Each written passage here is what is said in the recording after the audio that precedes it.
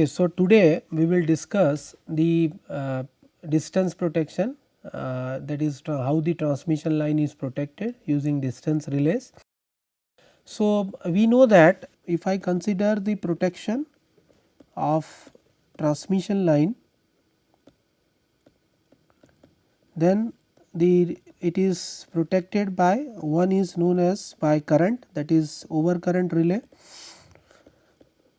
The other we have, that is the distance relay, and the other we have, that is the pilot relays. If I use overcurrent relays, as we have discussed in earlier classes, so we can use any type of relays. Usually we use IDMT, inverse definite minimum time relays, but there are certain disadvantages. The first disadvantage of current based relaying scheme is we cannot have the instantaneous operation throughout the entire line. So, no instantaneous operation throughout the entire line, that is not possible if I use overcurrent relays. The second is the coordination. Coordination of overcurrent relays, that is very difficult. If I use interconnected system and we have say more than sufficient relays like 10 relays, 15 relays, 20 relays, then the coordination is very difficult. And the third thing is the problem of transient overreach. So, the overcurrent relays, all overcurrent relays are affected by the phenomena known as transient overreach. So, it is the tendency of relay to operate beyond its zone of protection, that is known as overreaching, and yet this phenomena is transient in nature. It happens or occurs in first few cycles, 3, 4, 5 cycles, that is why it is known as transient. So, because of this reason we have to use another type of philosophy, that is, let us have distance or we have pilot. If I use the pilot based relaying scheme, then that needs communication channel, so that is very costly. So, we have to use the distance relaying scheme. So, distance relays are widely used, over 63% of the total lines are protected by distance relays. A main advantage of distance relaying scheme is that it does not require any communication channel. So, the same as we used overcurrent relays, we can also utilize the distance relays. Now, let us see how the distance relay works. So, the operation of distance relay is mainly based on the impedance measurement. So, basically distance relay measures the impedance from relaying point to the fault point. So, if I use the one simple network, suppose we have a network like this where the line is connected between bus A and B, and if I use the relay here, then the distance relay, again it is a 2 input relay. So, we have to give the input from the CT secondary as well as the PT secondary also. So, the relay which here we connect, it receives 2 supply, one from CT secondary, another from PT secondary, that is bus PT. So, this relay measures the impedance anywhere. So, if fault occurs somewhere here, then the relay measures the impedance.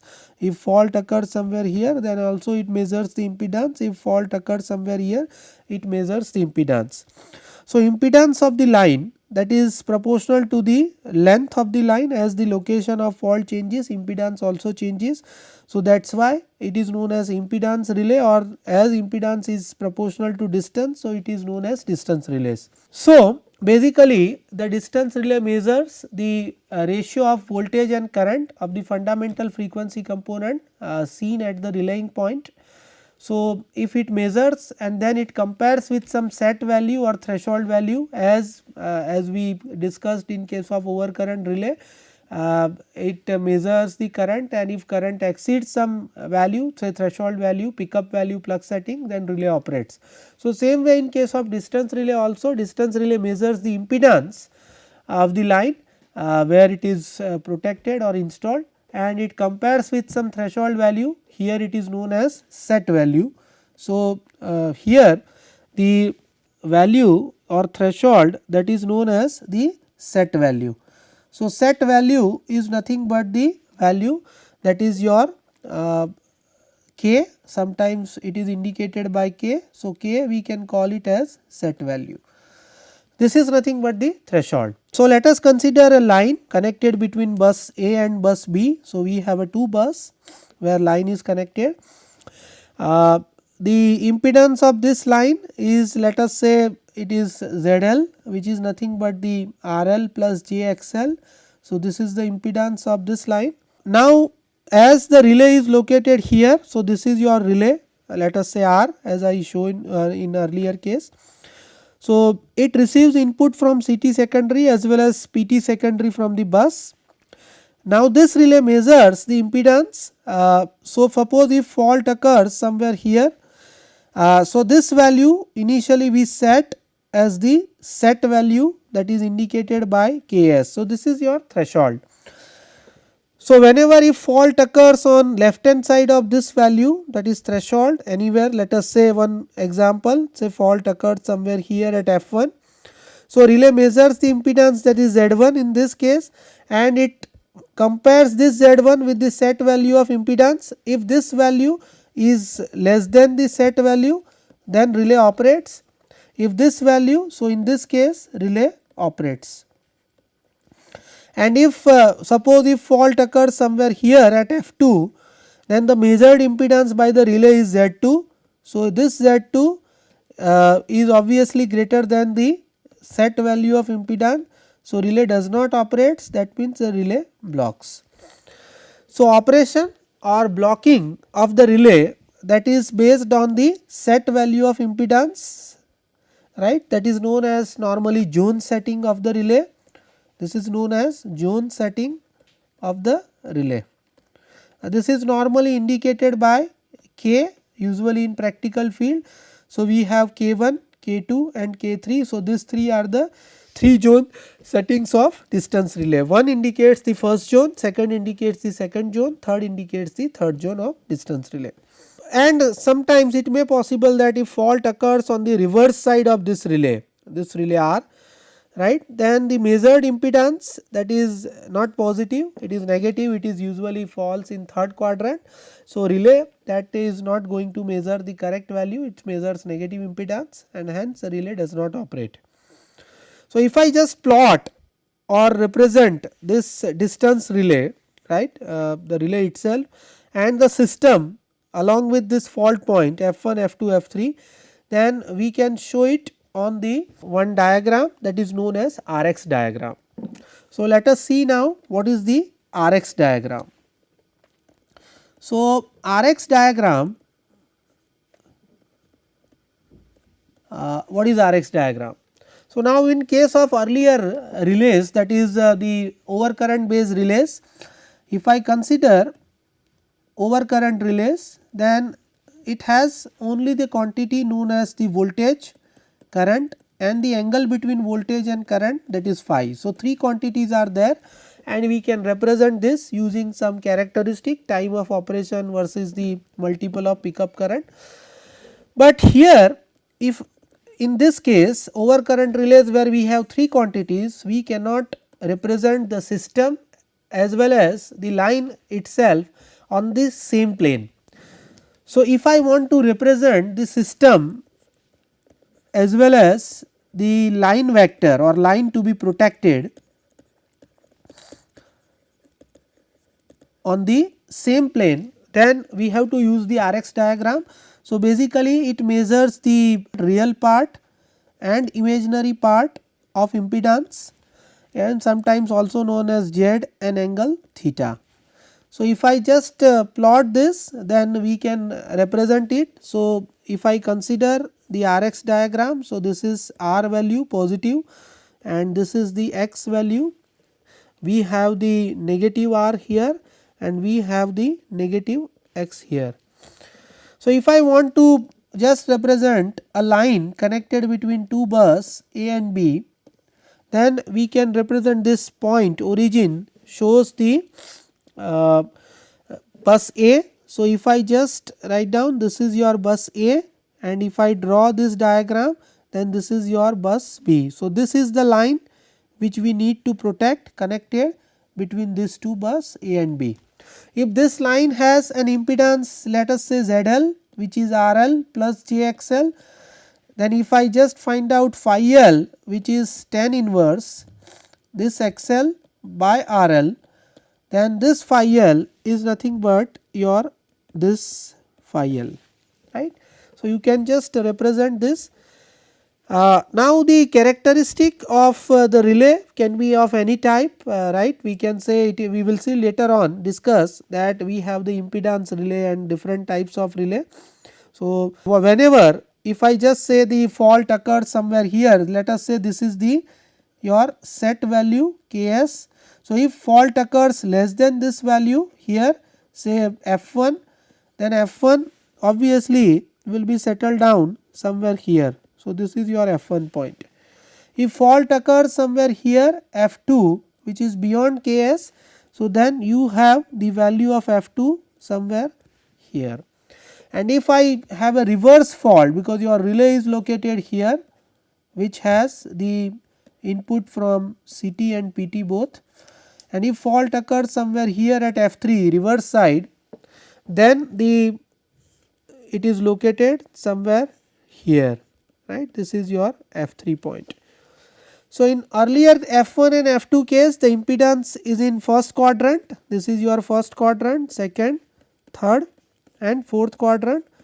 So, in earlier two cases F1 and F2, it is in first quadrant, but as it is less than the set value, then relay operates, whereas in F3 case it is in third quadrant. So, relay measures negative impedance. So, same way as I told you, here I have shown this line with F1, we have the F1 point, we have the F2 point and we have the F3. So, if I just tell you what is this Ks, this is your Ks, that is the set value, and on this set value I have shown with some characteristic, right. This is the characteristic of the relay, and this type of characteristic is known as quadrilateral characteristic of the distance relay.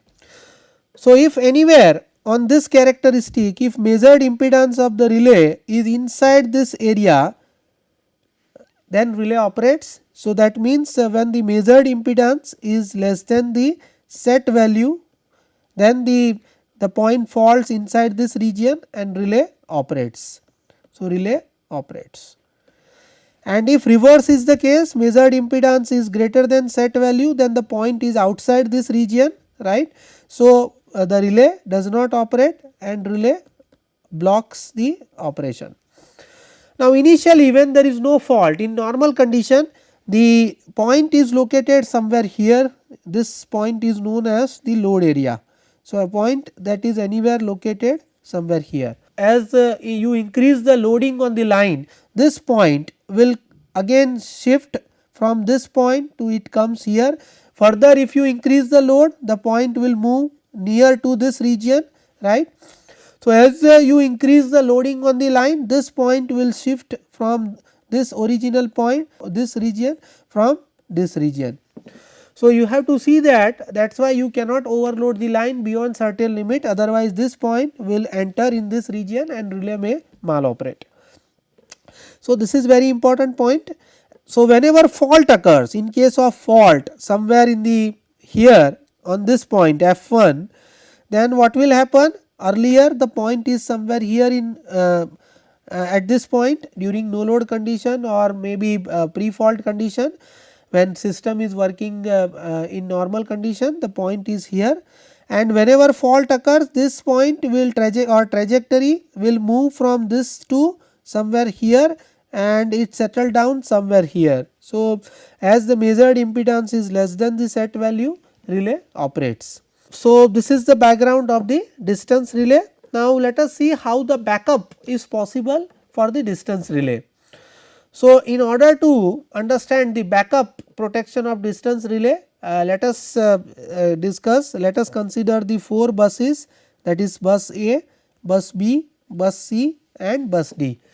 And let us discuss the line is connected between bus A and B, bus B and C and bus C and D.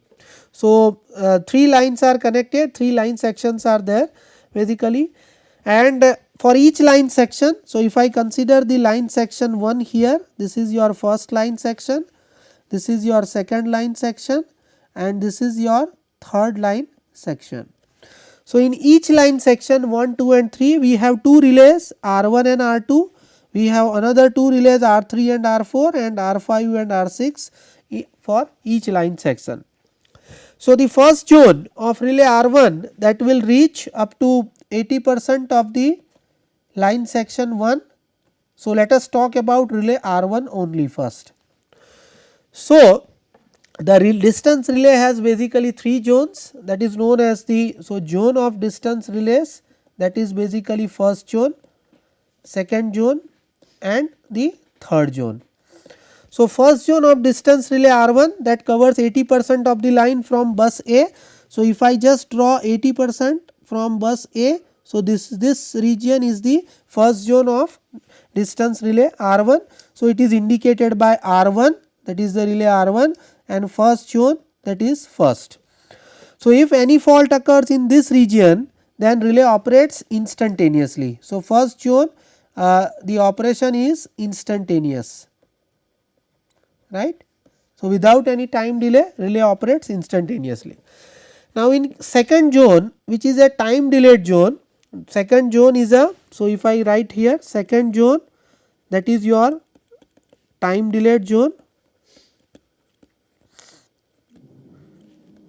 So, the delay time that is of the order of 0.3 to 0.6 second. So, 300 to 600 millisecond. So, from this point, if any fault occurs in this region, let us say this is 80%. So, this is 20% region here, any point on this side, if any fault occurs in this 80% region here, somewhere here. So, then the distance relay sees this fault in second zone and the distance relay operates after some time delay. So, reach of this second zone distance relay that will cover this remaining 20% and it will also extend towards the next section, adjoining section, that is section 2 here. So, it will cover up to 50%. So, second zone will cover 20% of the first section. So, that is first plus 50% of adjoining section, that is second. So, this is the zone 2 of the second zone of the distance relay, whereas the first zone, as I told you, the first zone that covers the just 80% of the first line section, that is this one, right. So, this is all about the second zone of the distance relay. Now, if I consider the third zone of distance relay, then the third zone that will act as a backup. So, if any failure occurs, then the distance relay, if primary relay fails, then distance relay in third zone operates and provides backup. So, this indicates the delay in third zone. So, delay in third zone, that is roughly around 1.2 to 1.5 second. So, 1200 to 1500 millisecond, and the remaining 50% of adjoining line section that is covered by relay in third zone. So, that is why I have written R1 third. So, R1 third indicates third zone of relay R1, R1 2 indicates the second zone of relay R1 and R1 1 indicates the first zone of relay R1. So, we have first zone, so it will cover remaining 50% of this adjoining line section. So, if I just want to show this first zone, second zone, third zone on the characteristic area, then I can say that we have on the RX diagram. So, if I just draw on the RX diagram, this is bus A, we have the line, this is bus B. So, first zone of the distance relay that covers 80% of the first line section. So, this is our first line section, this angle is phi L. So, if I just draw, let us consider the Moore relay characteristic. So, if I draw take 80% of first line section, then the distance relay characteristic that comes like this. So, this covers 80% of the line section. Now, we have another adjoining line section, right. So, this is second line section. So, the second zone of distance relay that covers the remaining 20% of first zone plus 50% of second zone, second line section. So, it starts again from here and you take 50% of this. So, that covers this much region. So, this is your basically you have Z1 and you have Z2, right. And the third zone of distance relay, that covers the remaining 50% of the line section, right. So, again it covers, so this is your remaining 50%. So, basically it covers this region. So, this value you have the Z3, right. So, now as I told you, in case of directional relay, which is also a 2 input relay. So, distance relay is also a 2 input relay. So, we have to introduce the angle theta, which is known as characteristic angle. So, this characteristic angle is same as maximum torque angle in case of directional relay. So, this phi L varies from 70 to 90 degree, as I told you in case of directional relay also. So, whenever fault occurs, the value of phi L is very high. So, the torque produced, that is V I cos phi minus theta. So, this theta we need to set up roughly around this value. So, this we can set using the characteristic angle like this. So, we have the characteristic angle theta for each zone, right, and it is same for all the 3 zones. So, we have the theta and we have the phi L also here. This is phi L, this one is your phi L and the other one is your theta, right. So, this is all about the 3 zone settings of distance relay. If I just tell you, if I consider the second relay R2, then the first zone of second relay R2, that is 80% from bus B, right, this side. So, this is R21 is the first zone of relay R2. The second zone, there is a time delay of 300 to 600 millisecond, and then second zone starts, covers remaining 20% and 50% of adjoining line section. Same way, if I consider the relay R3, suppose here in this case, then the relay R3 that covers the first zone here 80% from bus B. So, R31, then you have the time delay here, that is 300 to 600, then you have the remaining 20% plus 50% of adjoining, that is second zone of R3. So, R3 second, then again time delay, and then you have the third zone of relay R3. Same way you can draw the characteristic and the different 3 step distance characteristic of other relays, that is R5, R4, then R2, all that you can find out and draw the characteristic. So, using this step distance characteristic, the important point is we can achieve the backup protection. So, if we wish to achieve backup protection in case of distance relay, we can achieve the backup protection by by extending or adding the 2 different zones, that is zone 2 and zone 3. So, each distance relay has 3 zones, zone 1, zone 2, zone 3. Similarly, other distance relays shown here R2 to R6, they have also the 3 zones. So, as it is 3 zones, the characteristic is known as step distance characteristic, and we can achieve the backup for all the utilizing this third zone and second zone of distance relay. Now, sometimes it may possible that, as I told you that there are 3 zones of distance relay, and in zone 1 relay distance relay operates instantaneously, whereas in zone 2 and zone 3 relay operates after some time delay. So, to understand this, we have to draw the control circuit of the distance relay. So, let us see how to draw the control circuit of distance relay. So, if I just draw the control circuit of distance relay, then we have the positive terminal and we have the negative terminal here, and then we have the one unit, that is of directional unit, let us say it is D1, and then we have the unit of, let us say it is Z1 1, and then we have the relay 86, which is the coil of auxiliary relay, which is connected to trip coil of 52, that is circuit breaker. We have the hold on path also provided by this 86 relay, that is 86 1, and that is connected here. And then we have from this point we have the unit connected, that is one unit, that is known as the Z3 1, and then we have the another unit that is known as the Z2 1, that is somewhere here. So, that is your Z2 1, and then this Z2 1 is connected with one contact, that is known as the that is connected here, that is T1, and the other contact that is connected here.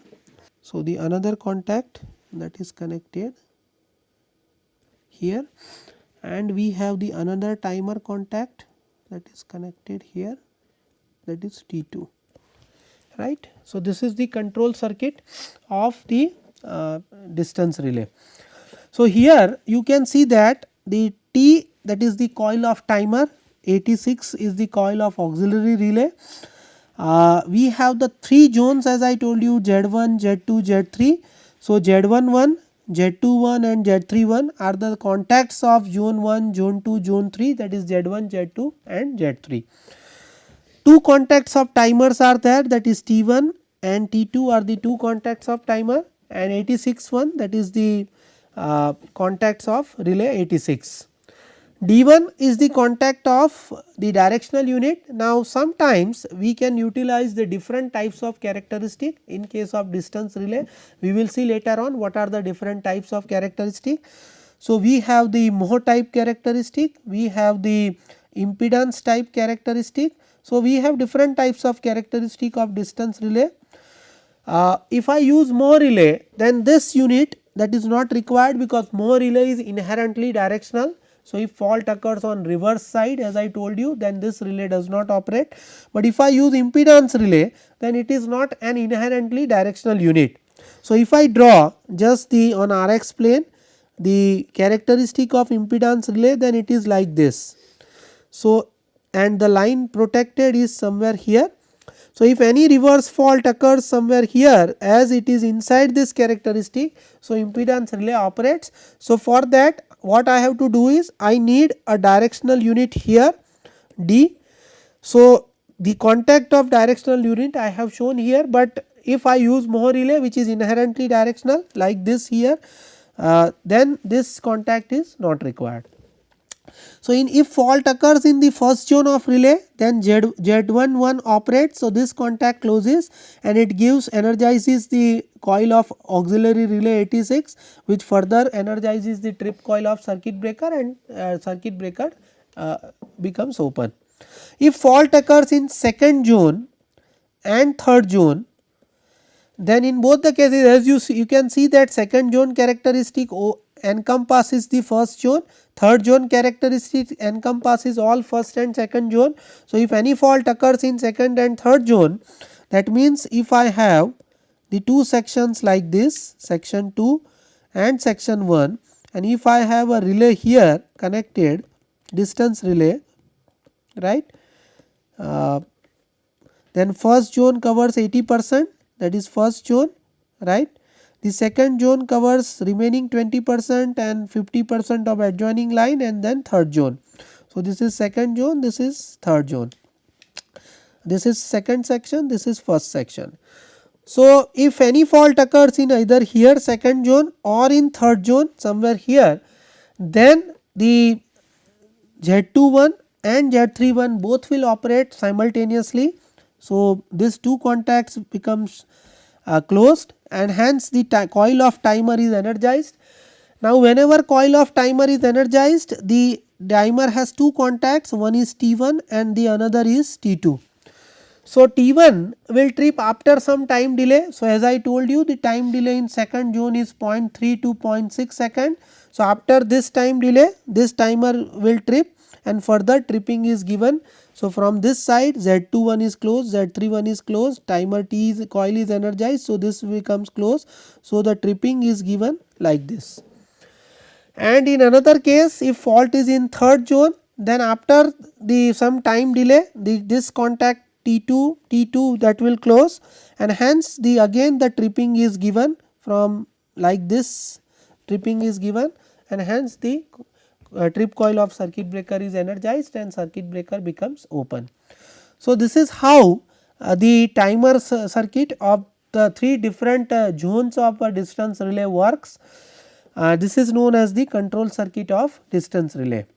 So, as I told you, in step distance relay, that there are 3 different zones of distance relay, and each zone, first zone is instantaneous in nature, whereas the second and third zone are time delayed zone with some value. So, in this class we started our discussion with the distance relay, how the distance relay works, what are the different types of characteristic.